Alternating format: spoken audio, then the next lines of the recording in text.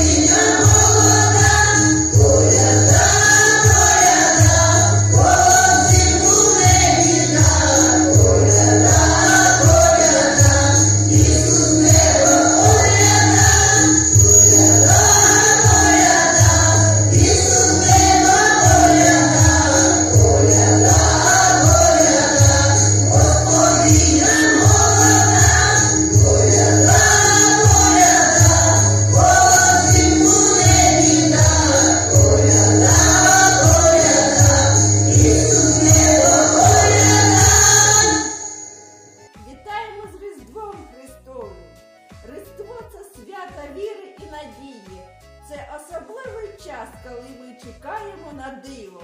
Хай щастям повниться душа, хай Бог завжди допомагає, дарує справжні чудеса. Любові, вірі та надії, смирення, миру і тепла. Хай збудуться важливі мрії, здоров'я буде вся сім'я. Хай на столі буде багато, і коляда нехай звучить. Нехай в серцях панує свято, бо народився Божий син. Славімо Його!